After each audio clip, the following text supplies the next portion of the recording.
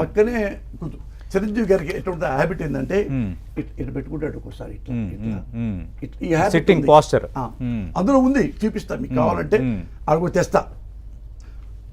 అయితే అక్కడ మాట్లాడే అన్ని సినిమా ఇండస్ట్రీలో ఇవి మాకున్నాయి, ఇవి మాకున్నాయి. మా ఒపీనియన్ మేము చెప్పాం, వాళ్ళ ఒపీనియన్ వాళ్ళు చెప్పారు.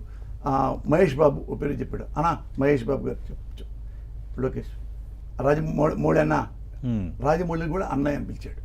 ముఖ్యమంత్రి అన్న చెప్పన్నట్టు ఆయన మాట్లాడు. అన్నా మీరు మురళి నేను మాట్లాడాం.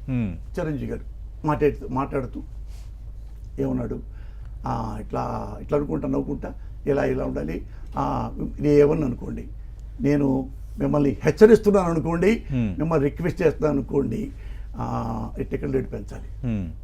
ఒక ముఖ్యమంత్రి దగ్గరికి మనకి రిక్వెస్ట్గా వచ్చిన తర్వాత ఓకే ఈ టికెట్ రేట్లు పెంచితే మాకు ఉపయోగం ఉంటుంది అని చెప్తున్నప్పుడు ముఖ్యమంత్రి మిమ్మల్ని హెచ్చరిస్తున్నాను అనుకోండి అనే మాట ఎందుకంటే వాడాలి చెప్పు. అదే తీసుకున్నాం అనుకో వేరే ఒక మీనింగ్ లాగా ఓకే హెచ్చరిస్తాడా ముఖ్యమంత్రి అన్నారు ఎవరన్నా వైసీపీలో. అదే వైసీపీకి వేరే దానికి తేడా ఉన్నది. సీఎం గారు ఏమన్నా ఇట్లా మొహం ముడుచుకున్నాడా, ఏంటి హెచ్చరిస్తున్నా అనుకోండి అన్నాడేంటి అని పక్కన ఎవరు అనుకున్నావా, నవ్వుకున్నాం చక్కగా. ఆయన కూడా సౌహృద్భావ వాతావరణంలో ఇలా అన్నా కానీ మేము కూడా నవ్వుకున్నాం తప్ప దానికి అది అవమానం అంటూ జరిగి ఉంటే నాలాంటి వాడు ఇంకోటి అనుకుంటే సీఎం గారిని అవమానించినట్టే. ఇవి జరిగినాయి. మళ్ళా అయిపోగానే దండం పెట్టి ఆయనకి అన్న మళ్ళీ కూర్చోబెట్టుకుని ఆయనతో మాట్లాడుకొని మేము లేనప్పుడు మాట్లాడుకొని టాటా చెప్పి వెళ్ళిపోయాడు. ఇందులో చిరంజీవి గారికి ఏం అవమానం జరిగింది మీరు చెప్తే మిమ్మల్ని జర్నలిస్టులు కొంతమంది రండి, సీఎం వెళ్ళి ఆ రిక్వెస్ట్ చేసి ఆఫీసర్ని అవి మీకు చూపిస్తా. చిరంజీవి గారు కూడా రావచ్చు. ఇది అబద్ధం, ఊరికే అబద్ధం తొక్కుతా, కాలుతో తొక్కుతా, ఇది పేడ వేసి తొక్కుతా, ఇది అవమానం జరిగింది. ఎప్పుడు చిరంజీవి అనలేదు, పవన్ కళ్యాణ్ ఒక 2 సందర్భాలు మాట్లాడారు. సార్ ఎవరు వచ్చినా ఎవరు మాట్లాడినా, ఇక నాలాంటి బచ్చాగాడు వచ్చినా ముఖ్యమంత్రి గారు చీప్కి ఎప్పుడు మాట్లాడాలి. 14 ఏళ్ల నుంచి చూస్తాను నేను కాకాపట్టానికి నాకేం లేదే, నాకు అన్నీ ఉన్నాయి, ఐఎమ్ హ్యావింగ్ ఎవ్రీథింగ్. నేను ఎవరు కాకపట్టాలి? జగన్ గారిని కాకపట్టాల్సి నాకెందుకు? చిరంజీవి గారిని నేను చిరంజీవి గారు కాకపడితే నాకు ఎమ్మెల్యే టికెట్ ఇచ్చాడా? Ask them. అతనే అన్నాడు కావాలంటే పవన్ కళ్యాణ్ కూడా మీకు కావాలి మేము ఇచ్చాము టికెట్ అని. అంటే మీ సిన్సియారిటీకి మీరు అసెంబ్లీలో బుడ్డ బాగుంటుందని మీరు ఇచ్చారు. అది నేను హంబుల్గా చెప్పుకుంటున్నాక మరి ఎందుకు సీఎం గారి దగ్గరికి వెళ్ళినప్పుడు కూడా అందరిని గౌరవిస్తే ఇంతమంది హీరోలో చిరంజీవి గారిని అవమానించడానికి పర్పస్ ఏంటి చెప్పండి. ఏమన్నా జగన్ గారిని ఏమన్నా తిట్టాడా? తిట్టలేదు కదా. జగన్ గారిని ఏం అనలేదు కదా. బయటలో జగన్ గారు ఓడిపోవాలనలేదు కదా చిరంజీవి గారు. అలాంటి చిరంజీవిని కావాలని ఎందుకు అవమానిస్తారు చెప్పండి సార్. ఎవడన్నా ప్రపంచంలో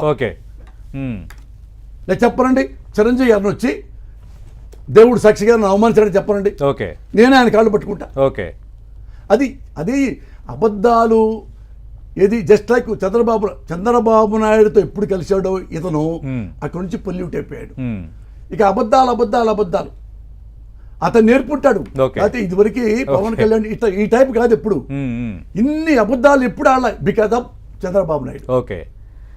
అంటే ఇంకా ఇంత మెగా ఫ్యామిలీతో, మెగా హీరోలతో ఈ తరహా వివాదం మీకు చుట్టుముట్టింది కదా, తర్వాత ఇండస్ట్రీలో అవకాశాలు ఎలా ఉన్నాయి మీకు? నేను ఎవరి ద్వారా నేను తగాదాలు లేవు, చుట్టుముట్టిన వివాదాలు లేవు. మీకు మీరు క్రియేట్ చేసుకోవాల్సిందే తప్ప నేను ఎప్పుడు గొడవలైని అని ఏమన్నావు. నన్ను గెలనంత వరకే నేను పోసాని కృష్ణమురళి. నన్ను గెలితే 100 రకాలుగా ఉంటా. నేను నన్ను ప్రామిస్గా ఎవరిని కూడా 38 ఏళ్ళ నుంచి మా ఇండస్ట్రీలో 38 సంవత్సరాలు కూడా ఖాళీ లేకుండా చేశా. మరి నేను ఎదవనైతే పోసాని ఎడమెంట్ రాపో అనేవాళ్ళుగా టైంకి వస్తా, పర్ఫెక్ట్గా వస్తా, వాళ్ళు చెప్పింది చేస్తా, డబ్బులు తీసుకుంటా, ఇంటికి వస్తా. ఎక్స్ట్రా ఏమీ చేయను. మీరు అడగండి, నా రైటర్ లైఫ్ కానీ, నా డైరెక్టర్ లైఫ్ కానీ, నా ఆర్టిస్ట్ లైఫ్ కానీ. ఇంతమంది ఇంతమందితోనే సవ్యంగా ఉన్న పోసాని కృష్ణమురళి మ్మ్. చిరంజీవిని పవన్ కళ్యాణ్ ఎందుకు పోగొట్టుకుంటానండి? ఓకే ఒక క్వశ్చన్ వేయండి, ఓకే. తెలిసిపోయింది మీకు. మ్మ్. ఆన్సర్ ఏమిటో చెప్పనండి, వాళ్ళే చెప్పనండి. ఓకే. ఇప్పుడు నాకు ఇంత పెయి మ్మ్. రాజకీయాల్లో ఉన్నప్పుడు